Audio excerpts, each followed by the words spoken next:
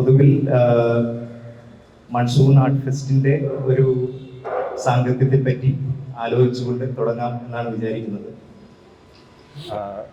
കഴിഞ്ഞ 10 ദിവസമായി നടന്നുകൊണ്ടിരിക്കുന്ന ഈ എക്സിബിഷൻ വാസ്തവത്തിൽ അഭൂതപൂർവമായ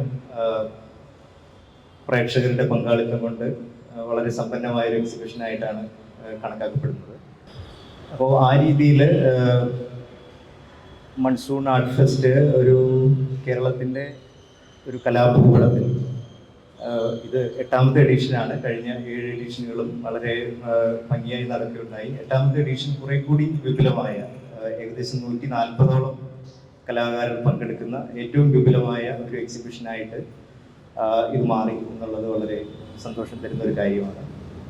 അതോടൊപ്പം തന്നെ പൊതുവിൽ ഈ പ്രദർശനത്തെ പറ്റി പലപ്പോഴും സംസാരിക്കുമ്പോൾ ആൾക്കാർ പലപ്പോഴും ഒരുതരം എന്താണ് അതിനെ ക്രിട്ടിക്കലി കാണുന്ന ഒരു കാര്യം, പലപ്പോഴും ഇത് വളരെ വ്യത്യസ്തമായ പലതരത്തിലുള്ള രചനകൾ ഉൾപ്പെടുന്ന അല്ലെങ്കിൽ നമ്മൾ പൊതുവിൽ പറയപ്പെടുന്ന ഒരു ക്യൂറേറ്റഡ് എക്സിബിഷന്റെ സ്വഭാവങ്ങളൊന്നും ഇല്ലാത്ത,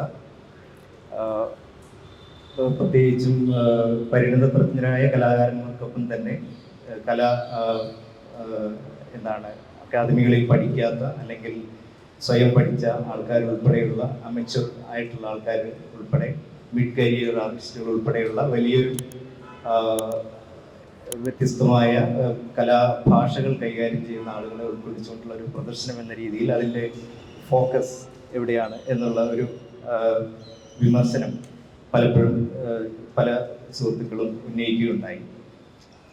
അത് എനിക്ക് തോന്നുന്നു ആ ഒരു കാര്യത്തിൽ തുടങ്ങാമെന്ന് തോന്നുന്നു. ഈ പ്രദർശനത്തിൻ്റെ സാങ്കത്യത്തെ പറ്റി പലപ്പോഴും ഒരു ക്യൂറേഷൻ്റെ അഭാവം പ്രദർശനത്തിന് ഗുണകരമായിട്ടാണോ സംഭവിക്കുന്നത്, അതോ പൊതുവിൽ കലയിലെ ഒരു ഭൗതികതയെ അത് എത്രമാത്രം അതിനെ നമ്മൾ എൻഡോഴ്സ് ചെയ്യേണ്ട ആവശ്യമുണ്ടോ, അല്ലെങ്കിൽ അതിൻ്റെ അത്തരം ഒരു ഒരു കലയിലെ അത്തരം ഒരു നിലപാടുകൾ എത്രമാത്രം മുന്നോട്ട് വയ്ക്കേണ്ട ആവശ്യമുണ്ട്?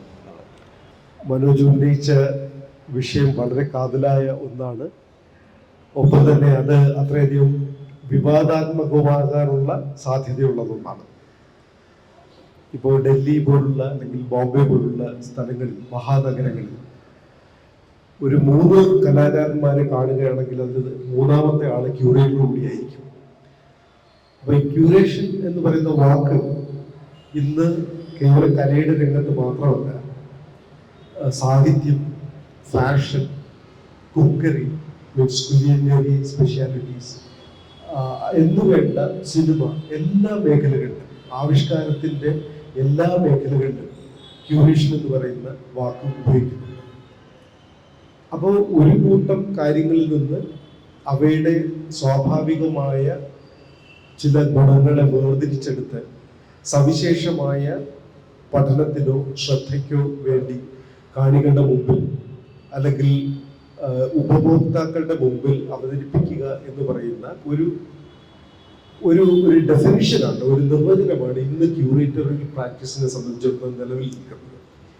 അപ്പോൾ അതുകൊണ്ട് വിപുലമായി നടക്കുന്ന ഇപ്പൊ മൺസൂൺ ആർട്ട് ഫെസ്റ്റ് പോലുള്ള വിപുലമായി നടക്കുന്ന പ്രദർശനങ്ങളിൽ ഒരു ക്യൂറേറ്ററുടെ ആവശ്യം ഉണ്ടെങ്കിലും ഇല്ലെങ്കിലും അതിൻ്റെ സംയോജകൻ, നമ്മൾ എഡിറ്റർ എന്ന് പറയാവുന്ന രീതിയിൽ, അല്ലെങ്കിൽ അതിന്റെ സമ്പാദകൻ എന്ന് മലയാളത്തിൽ നമ്മൾ പറയാവുന്ന, അതിനെ കൂട്ടിച്ചേർക്കുന്ന ഒരു മനുഷ്യന് directly or indirectly he plays the role of a curator. അത് നമ്മൾ സമ്മതിച്ചു കൊടുത്താലും ഇല്ലെങ്കിലും ക്യൂറേറ്ററുടെ ഒരു റോള് അവിടെ വരുന്നുണ്ട്. ഞാൻ ക്യൂറേറ്റർ അല്ല, ഞാൻ വെറും സംഘാടകൻ മാത്രമാണ് എന്ന് പറഞ്ഞ് കൈയൊഴിഞ്ഞു കഴിഞ്ഞാൽ പോലും ഇങ്ങനെ ഒരു ഇത്രയും ആർട്ടിസ്റ്റുമാരെ 150 ആർട്ടിസ്റ്റുമാരെ ഒരുമിച്ച് കൊണ്ടുവരുമ്പോൾ ആ ഒരുമിച്ച് കൊണ്ടുവരുന്ന വ്യക്തിക്ക് ഏതെങ്കിലും തരത്തിലുള്ള ഒരു ബൗദ്ധികമായ ഉത്തരവാദിത്വം ഏറ്റെടുക്കുന്നതിൽ നിന്ന് ഒഴിഞ്ഞു മാറാൻ പറ്റില്ല. ഉദയന്റെ പരിശ്രമ ഫലമായിട്ട് കഴിഞ്ഞ 8 വർഷങ്ങളായി ഈ മൺസൂൺ ആർട്ട് ഫെസ്റ്റിവൽ നടക്കുന്നു. അതിന്റെ പശ്ചാത്തലത്തിൽ പറയുകയാണെങ്കിൽ തീർച്ചയായും കലയെ സ്നേഹിക്കുന്ന, കലാകാരന്മാരെ സ്നേഹിക്കുന്ന, കേരളത്തിൽ അങ്ങോളം ഇങ്ങോളം ജാതി മത ലിംഗ രാഷ്ട്രീയ ഭേദമന്യേ പ്രവർത്തിക്കുന്ന കലാകാരന്മാരെ വൈകാരികമായി ഒരുമിച്ച് നിർത്തുന്ന ഒരു പ്രവർത്തനമാണ് മൺസൂൺ ആർട്ട് ഫെസ്റ്റിൽ ഞാൻ ഇതുവരെ കണ്ടിട്ടുള്ളത്. അതിനകത്തൊരു വൈകാരികമായ ഒരു ത്രെഡാണ് മിക്കവാറും ഈ ക്യൂററ്റോറിയൽ വിഷയങ്ങളിൽ ഞാൻ കാണുന്നത്. അത് തെറ്റാണോ ശരിയാണോ എന്ന് പറയാൻ ഞാൻ ഒരുപ്പെടുന്നില്ല.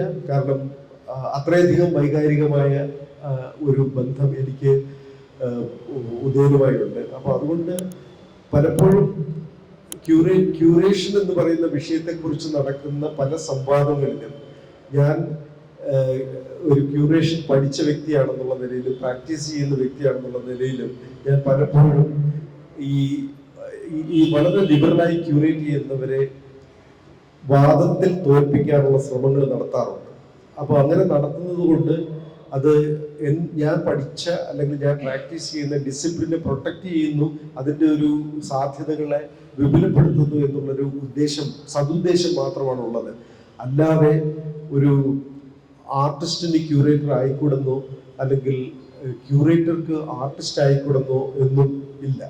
പക്ഷെ എങ്കിലും 150 കലാകാരന്മാരെ ഒരുമിച്ച് കൊണ്ടുവരുമ്പോൾ അതിനെ സാധൂകരിക്കുന്ന ഒരു ടെക്സ്റ്റ്, അതിനെ ഒരുമിച്ച് ചേർക്കുന്ന ഒരു വാദം ഇല്ലാതിരിക്കുക എന്ന് പറയുന്നത് ഒരു ക്യൂററ്റോറിയൽ ഫാലസി അല്ലെങ്കിൽ ആബ്സെൻസ് ഓഫ് എ ക്യൂറേറ്റർ, ഒരു ക്യൂറേറ്ററുടെ അഭാവം അല്ലെങ്കിൽ അദ്ദേഹത്തിന്റെ അദൃശ്യത എന്ന് പറയുന്നത് പലപ്പോഴും എത്ര ഗുണമുള്ള കലയാണെങ്കിലും അതിന്റെ അവതരണത്തെ മൊത്തത്തിൽ ബാധിക്കും എന്ന് പറയേണ്ടി വരും. ഒരു ചെറിയ പോയിന്റ് കൂടി ഞാൻ അതിനോട് കൂട്ടിച്ചേർക്കാം. പലപ്പോഴും ക്യൂറേഷനെ എക്സിബിഷൻ ഡിസൈനുമായി തെറ്റിദ്ധരിക്കാറുണ്ട്. എക്സിബിഷൻ നന്നായി ഡിസൈൻ ചെയ്ത ഒരു എക്സിബിഷനെ നന്നായി ക്യൂറേറ്റ് ചെയ്ത എക്സിബിഷൻ എന്ന് നമ്മൾ പലപ്പോഴും തെറ്റിദ്ധരിക്കാറുണ്ട്. എക്സിബിഷൻ ഡിസൈനും ഇപ്പൊ ഒരു പുതിയ വാക്ക് നിങ്ങൾ കേൾക്കുന്നുണ്ടാവും, സീനോഗ്രാഫി എന്ന് പറയുന്ന വാക്ക്. അപ്പോൾ ഈ സീനോഗ്രാഫിയും ഒക്കെ തന്നെ നിങ്ങൾക്ക് അറിയാം ക്യൂററ്റോറിയൽ പ്രാക്ടീസിന് പകരമാകുന്നില്ല എന്നുള്ളതാണ് അതിന്റെ വസ്തുത.